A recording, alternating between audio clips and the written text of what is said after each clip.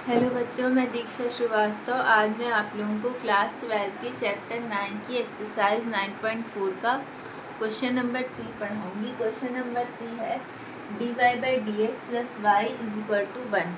ठीक है, ये एक डिफरेंशियल इक्वेशन है, इसका हमें जनरल सॉल्यूशन फाइंड करना है।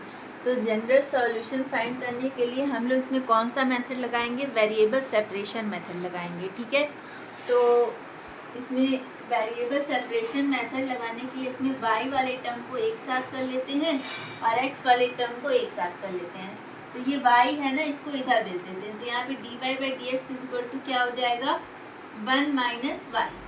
ठीक है, अब यहाँ पे dy है और यहाँ पे 1 माइनस वाई है, तो इन दोनों को एक साथ कर लेते हैं। इस 1 माइनस वाई को इधर ले आएंगे तो ये अपॉन में हो जाएगा 1 माइनस वाई, और इस dx को इधर भेजते हैं। ठीक है, अब दोनों साइड इंटीग्रेट कर देते हैं। इंटीग्रेटिंग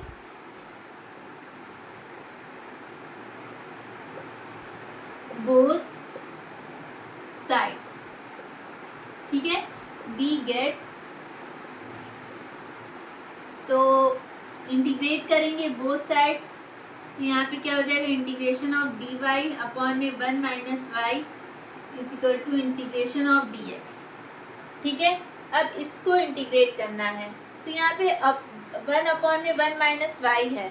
तो हम लोग ऐसा तो कोई फॉर्मूला जानते नहीं है, लेकिन हम लोग जानते हैं कि अगर इंटीग्रेशन 1 अपॉन एक्स रहता है तो इसका इंटीग्रेशन होता है लॉग मॉड एक्स।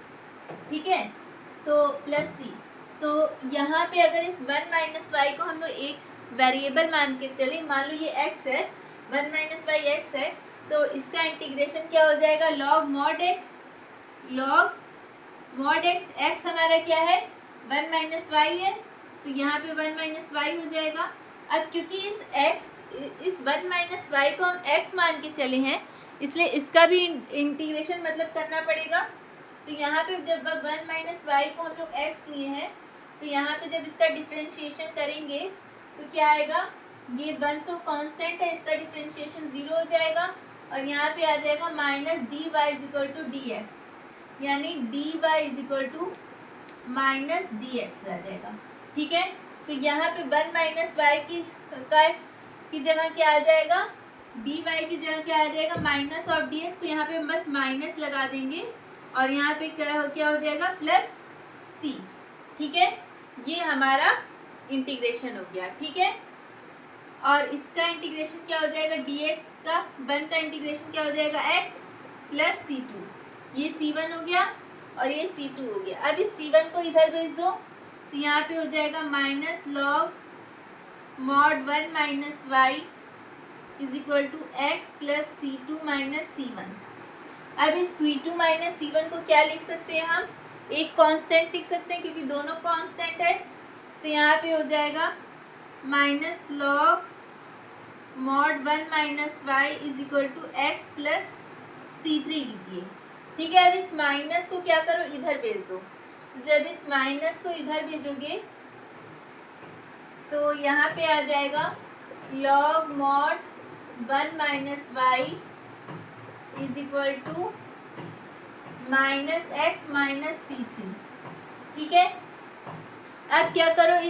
इसमें से लॉग हटा दो। तो जब ये लॉग हटाएंगे इसमें से, तो यहाँ पे मॉड 1 माइनस वाई रह जाएगा, और यहाँ पे आ जाएगा ये e टू द पावर में चला जाएगा, तो यहाँ पे e to the power minus x minus c3। ठीक है, तो ये मॉड का मतलब क्या हुआ? इस मॉड का मतलब हुआ इस 1 माइनस वाई को हम एक बार पॉजिटिव लेंगे, एक बार निगेटिव लेंगे। तो जब पॉजिटिव लेंगे तो 1 minus y is equal to e to the power minus x minus c3 हो जाएगा। ठीक है, तो यहाँ से क्या आ जाएगा? 1 is equal to y plus e to the power minus x minus c3। ठीक है, एक बार ये आ जाएगा, और एक बार जब इसको निगेटिव लेंगे तो यहाँ पे आ जाएगा ये y पॉजिटिव हो जाएगा और 1 निगेटिव हो जाएगा। तो y minus 1 is equal to e to the power minus x minus c3। तो इस e को इधर ले आओ, तो y minus e to the power minus x minus c3 is equal to 1। ठीक है, एक बार ये आएगा, एक बार ये आएगा। ठीक है, तो इसको आप लोग नोट कर लीजिए। चाहो तो आप लोग इसको और भी सॉल्व कर सकते हो या ऐसे भी रख दोगे तो भी ठीक है। ठीक है,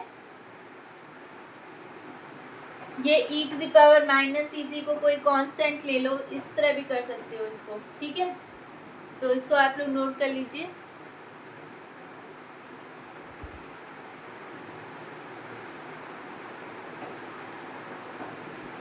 तो अगर आप लोगों को मेरा वीडियो पसंद आता है तो प्लीज़ लाइक, शेयर और सब्सक्राइब करें। अगर आप लोग मेरे चैनल पर नए हैं तो ज़रूर से ज़रूर सब्सक्राइब करें और कमेंट करें। Thank you.